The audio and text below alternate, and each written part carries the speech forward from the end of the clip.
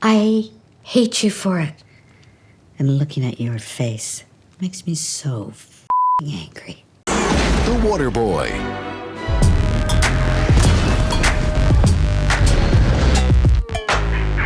This video is brought to you by Squarespace. A lot of people have hated The Last of Us Season 2. I didn't. I wanted to see how far woke writers could go.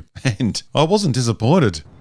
I'm gonna be a dad. Bella and I were talking about that episode, and I was like, okay, this just popped into my head. I don't know why, it just felt right. It's not an expression of even gender as much as just state of mind. The joy that just burbles out of Bella when they say, I'm gonna be a dad. It's wonderful. I'm totally amazed by this show. I'm fascinated. I'm fascinated about how it got made. I'm fascinated with the reaction it's got. Every week I was fascinated with how far they would go. It's been like getting a weekly Madam Web, because somehow the people making this show have tried to sell to the viewing audience, they've tried to sell them the most horrible, unlikable character that's ever graced our screens. I don't need your fucking help.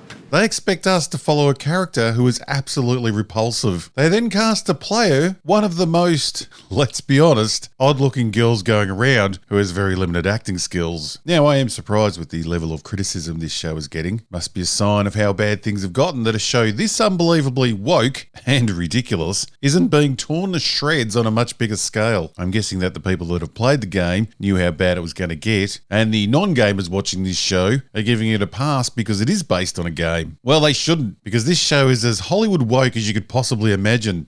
I'm gonna be a dad. I've never watched a show that seems so unmade for me. And I've watched Barbie. Yes, we've heard them say many times, well, it's not made for you, and this time I'd believe them. It seems to be only made for young, chubby goth girls who know that the only way they're going to get any attention is if they jump on the lesbian train as soon as possible. Experimenting with girls? And it wasn't a fucking experiment. Yes, I think it's for chubby teenage girls who think men are pretty dumb. Now stories can revolve around any age group. Good stories should have broad appeal. The first season of this show had the conflict of two very different people travelling together trying to survive. This season has us following two not very interesting girls who are virtually sharing the same personality. It's like listening to your nieces on Christmas Day talk about their social life. It's mind-numbing and tedious. In other words, in a show that has killers, rapists and monsters, we get scene after scene of two girls travelling around talking crap without a hint of tension. Listen, I watched this show as I was promised infected zombie monsters. Where the fuck are they? And apologies to the gaming industry, because I would have never thought that cutscenes in a video game could look more believable, have better acting, and have more emotion than live-action humans in a live-action show. A show that has plenty of money and clout behind it. Because technically, live-action should have big advantages over pixels. But no, this show does the unthinkable and proves that live-action humans can look far worse than a video game. Where is she? Two scenes that really emphasise this are the birthday to space and the battle-worn Ellie scene. In the battle-worn Ellie scene, Dina, Ellie's girlfriend, is helping her clean up. She removes her shirt and we see battle scars all over her back. In this show, we never see her she gets so beaten up, but somehow it happened. And the camera moves around to her face. Old Blanky, the blank face. Not a mark, not a scratch, no hint of a human expression. Just a blank, clean face giving us nothing. Two girls giving off the same energy as a cat and its litter tray. Now look at the game. Ellie looks like shit. Her face is beaten up, she's full of emotion, and her girlfriend looks like she actually cares about her. They even look like a believable couple, unlike the show. How is this possible? The series even has the game to copy. How does a director watch this and think, yep, that's good enough? The birthday to space scene is even more striking for how Bella Ramsey just hasn't got the range for a series like this. In her live action version, she looks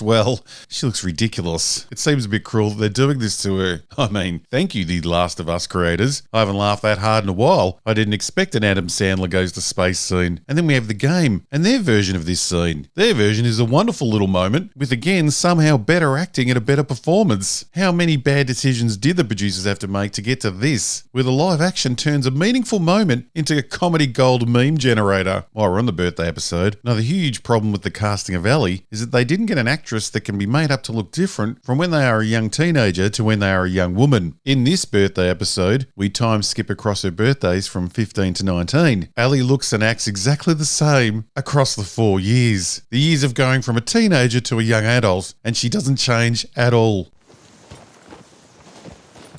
Yeah. The way she looks, talks and acts are all identical. They didn't even change her bloody hairstyle. It's quite amazing. It's my fucking birthday, man. See what you got. I don't need your fucking help.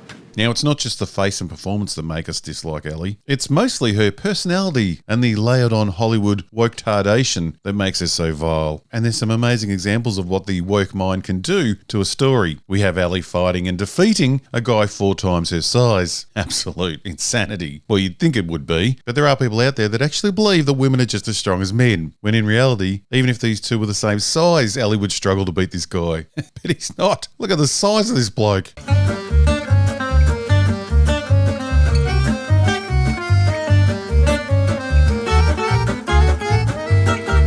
And if beating him in the fight isn't ridiculous enough, she then complains that he is pulling his punches. Fucking hard, by the way. I pulled it. You pulled it? Yeah, he pulled it. Why? Because I told him to. Don't do that again. I can tell you, luckily he was. A guy that size could literally kill a girl of her size with a full punch to the head, which in all honesty would have improved the show. Monsters that scare grown men are laughed about and easily dispatched by small girls. Men are to be spoken down to at all times, especially Joel, a man whose only crime has been to try and look after the lovely Ellie. Ellie, it's not safe. Go back. I'm not your fucking kid, Joel. I'm not your fucking kid, Joel. I'm not your fucking kid, Joel. Fuck, Joel. Ellie treats Joel like absolute dog shit, which we all know in modern Hollywood is every woman's right, because he, like every male that Ellie knows, doesn't say a bloody word back to her or defend himself ever. Yet, he still loves her. Because I love you. I'm not your fucking kid, Joel. In fact, everyone seems to like Ellie. Why? Who the hell knows? It ain't the scope, it's the shooter. The others look up to you too. For some fucking reason. We see Joel bending over backwards for her, providing shelter, care and protection. I do okay. His motivations to care for her as a father are understood. At the start of the series, he lost his daughter, who was a far better character and actress, I might add. Joel wants some meaning in his life, so has taken on the role as a father figure. Ellie's motivations for being a total bitch the whole time are never explained. She starts out as a smart-ass bitch. It's my fucking birthday, man. See what you got. And grows through the years to turn out to be the exact same smart-ass bitch. I don't need your fucking help. She's constantly rejecting Joel and his over-the-top attempts to please her. I do okay. Which makes Joel look rather pathetic because as a parent figure, the occasional shut up and show some respect to her wouldn't have done her any harm. I'm not your fucking kid, Joel. The lovely Ellie even turns on Joel by exposing his heartfelt lies for the benefit of absolutely no one. That's not what happened. One of the townsfolk get bitten by an infected, and by the town's own rules, Joel has to kill them, which Joel does in one of the kindest ways possible, by leading the poor man to a beautiful location and doing it before he starts suffering. Joel then tries, as any normal person would, to comfort the widow by softening what happened. Well, he wanted to tell you that he loved you. But stop. Ellie, like some being that is just transported into this world and has no idea how the world works, decides to tell the grieving widow the truth, hurting everyone in the process, like a horrible, horrible person. That's not what happened. He begged to see you. He had time. Joel promised to take him to you. He promised us both. And then Joel shot him in the head. What do the writers want us to take from this? Why do they want us to invest in this little bitch? The writers seem to really struggle with the fact that Ellie was born into this world and wouldn't know any other way of living. Murder, killing, the threat of death would have always been around her. She and her girlfriend ride with confidence through dangerous forests and hostile towns, as if it's just a way of life. All right, hit it. People to kill. But then she'll be shocked by the sight of bodies or the fact that people are trying to kill each other. Things that would have existed around her whole life. The same person has no problem just going out and blowing people's heads off without a thought. Ellie's such a mixed up character that she even gets angry that her friend won't die taking on an army for a stranger. Ellie. A stranger that is most likely a murderer themselves. Because in this world, every second person would be. But let's have a little break from talking all things that are disappointing and instead talk about how you could change your life. Don't let everyone else have all the fun. Get yourself and your big idea out to the world and start living the life you've always dreamed of. That's right, start connecting with the world and selling yourself or your amazing product with an incredible state-of-the-art Squarespace website. And it's easy. With Squarespace's collection of cutting-edge design tools, you can build a bespoke online presence that perfectly fits your brand or business. Start with Blueprint AI, Squarespace's AI-enhanced website builder, to get a fully custom website in just a few steps, or you can grab one of their professionally designed website templates to get yourself started. Personalize your website with intuitive drag and drop editing that'll give you beautiful styling options, incredible visual design effects, and on-brand AI content. And Squarespace's custom SEO tools will make sure your website is optimized for every search engine, which means you'll get in front of more people, which means more customers. Maybe you've always wanted to teach a course. Well, Squarespace lets you set up online courses with multimedia lessons, progress tracking, and flexible pricing. Once your courses are set up, you'll be earning money 24/7. And if you like me and video is your thing, Squarespace makes it easy to showcase all your work by letting you have all your video content right on your own website. You can even monetize your content with a paid subscription members area. Squarespace also provides secure payments and client invoicing, so you can safely run your whole business straight from your website. Get started today by heading to squarespace.com/robothead and try Squarespace for free. And then when you are ready to take off, use the code robothead and you'll get 10% off your first purchase. See that link below. Get over to Squarespace today and get moving on that dream life. Ebook discovery set! Abort! Ellie also treats the past, the time before the outbreak, like someone who has lived in it. Do you need me to explain it to you? Haha, no, I know why. It just looks uncomfortable. Remember lingerie? Not a time that hasn't existed since before she was born and is no longer shared through television or the internet. Video games, musical instruments, and theatres are all treated like fond memories. There is never a sense of wonder that Ellie is seeing these things for the first time. We never feel that she's experiencing something new. I'll tell you though, it's a bloody miracle. Those instruments have sat there for over 20 years undisturbed. They haven't even got dust on them. But that shouldn't be a surprise because the whole show seems confused about how long this post-virus world has existed. Electricity still works when needed. Lights. Oh, good. They have a big-ass generator down there. Natural gas, baby. Boats are fueled and start easily. Building generators are still full of fuel and operational. Guitars are still in tune. This show feels a lot closer to I Am Legend, which was set 3 years after the outbreak, than the 20 plus years it's supposed to be. You may not like the rules, but this is my house. No, it isn't. You don't own it. They gave it to you. You don't own anything. You lose.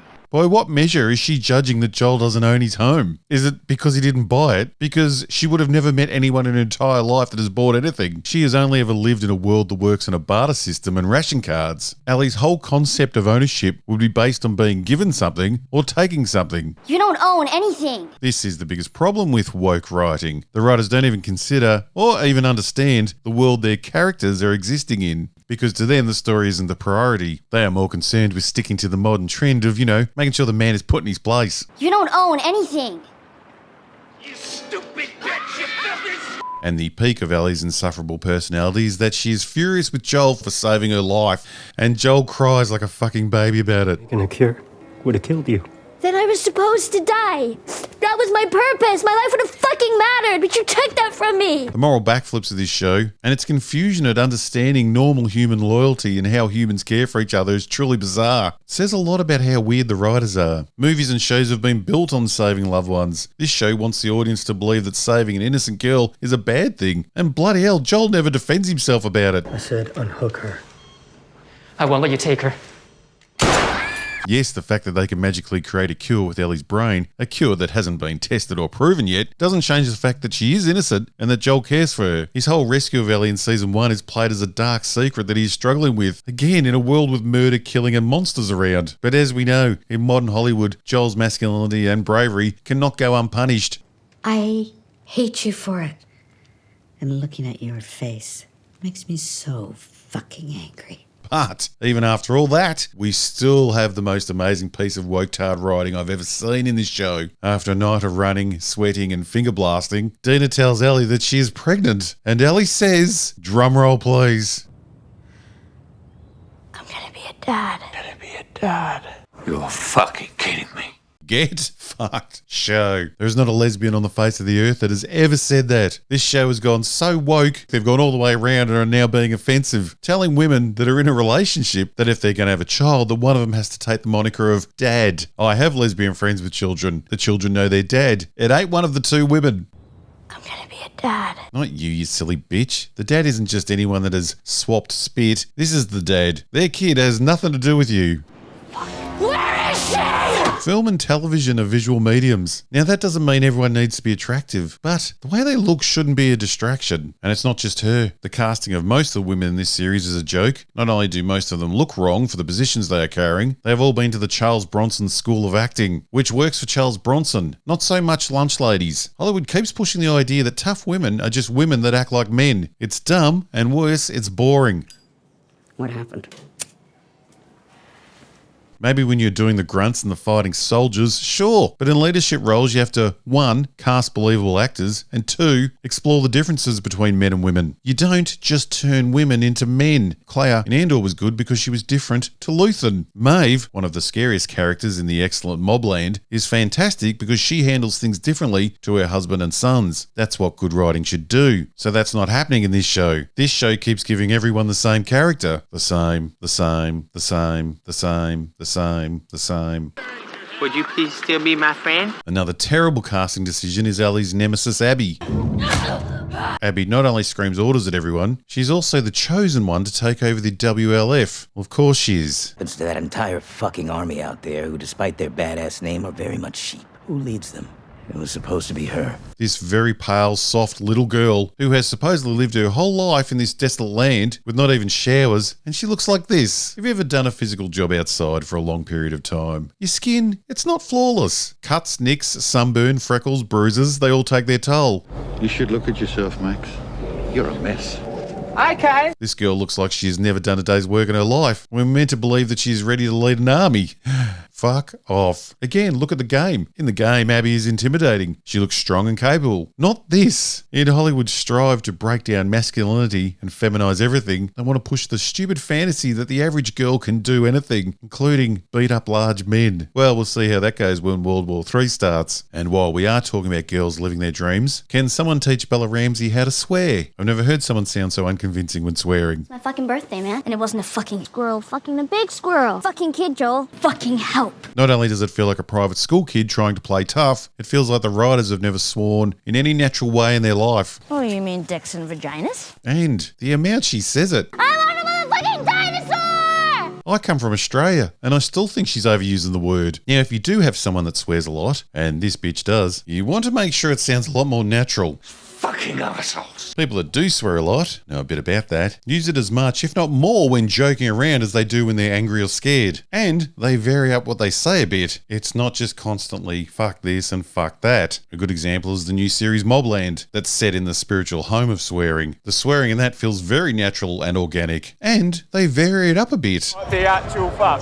Stevens, you penis. I mean, Kingston, what are you bellends doing this? Nice choices there, boys. Now again, this could come down to her limited acting ability. A better actor may be able to deliver all those fucks in different ways. The Water Boy. But Bella Ramsey doesn't have that skill, so every fuck comes out exactly the same, which most of the time makes it sound like she's just given attitude. I'm not your fucking kid, Joel. But how much can we blame the actress for this, and how much can we blame the direction? Because they are either not telling her to do it again in a different way, or they have given up on trying to get a different performance out of her. Either way, it's the creator's fault for putting her in the role, or hiring directors that can't direct. I'm gonna be a Dad. yeah. I'm gonna be a daddy, lesbos here. We don't care. I'm gonna be a daddy, finger blasting the bushy hair. I'm gonna be a daddy, I don't understand how sex works. I just know my fingers smell like clam chowder, bitch. It's chowder.